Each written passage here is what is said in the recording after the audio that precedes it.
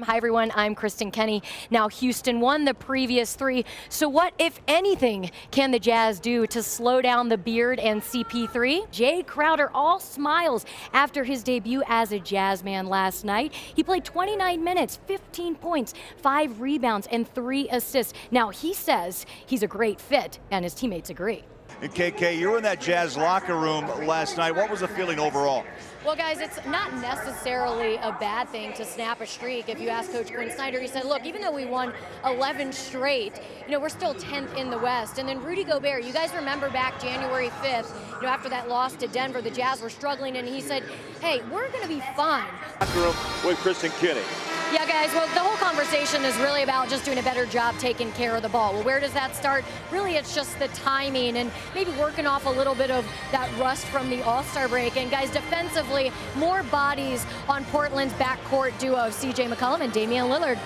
And, guys, also, we talk about defending the Beard and CP3, but also keep in mind the Jazz offense. We've seen a dip in that over the last 3 games. They're shooting about 27% from the 3. So according to Ricky Rubio, he says we got to get back to having fun. It's Donovan, when you looked up at the scoreboard, you saw 41. What were you thinking? I'm speechless.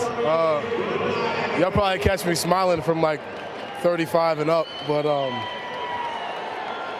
I don't know what to say. Wow, this is crazy. Just take it in right now. Listen to this crowd, take it in. I have to tell you, that is well deserved. And here comes the water, ladies and gentlemen.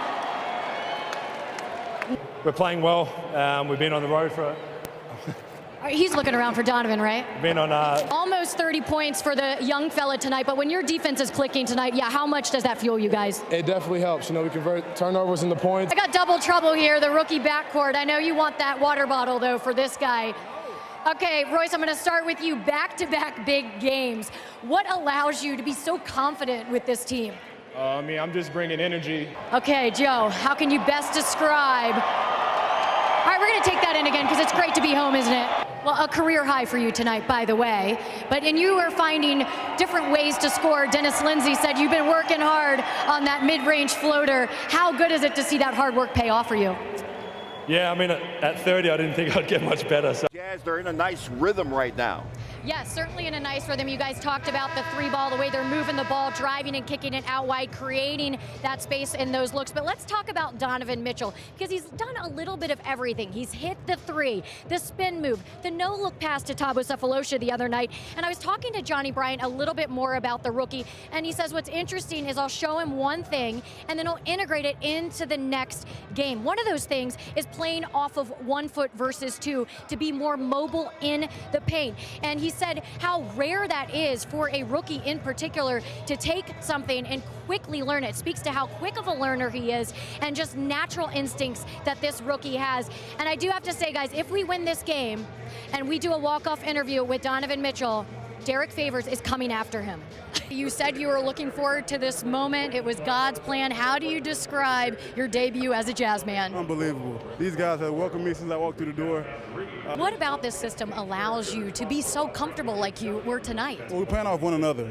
How about having a big guy back there, Rudy Gobert? How does that change things for you? Changed a lot. Pretty much, guys. Well, Rudy, a war of attrition tonight. Both teams obviously bringing the energy, but how are you guys able to get separation there in that fourth quarter? Just defense. Welcome back, everyone, as the Jazz are trying to make it 11 straight wins. But a year ago, Donovan Mitchell was having to watch the dunk contest from his room at Louisville. Well, now he's a part of it in pregame tonight. We saw him possibly, guys, previewing what's in store as he heads to LA tomorrow. But first, take a look at this beauty. After paying tribute to Vince Carter and Darrell Griffith, Donovan Mitchell brought home this slam dunk trophy for Jazz Nation to enjoy. Let's relive the moment in this Coors Light refreshing finish. Update with what's happening on the floor right now, Kristen. Well, yeah, let's talk about that game last night because 38 assists, the most by the Jazz since 2010. They're definitely playing that unselfish style of ball. So I asked them, where does that start? Where does that come from? How do you become unselfish? It starts first with Coach Quinn Snyder. He's preaching it. Put teams in a blender, don't let the ball stick. And then they've been working diligently at practice on making that extra pass so that it becomes a habit. And what do they say about habits? It takes, what, about 21 days to form a habit? Well, tonight it's the 23rd game of this season, and already they're moving the ball around really nice to create those open threes, guys. And then here's something interesting. Coach Alvin Gentry with the Pelicans said, hey, they're moving the ball like Golden State. What about that? What do you guys think? They are moving. They certainly are moving the ball extremely well.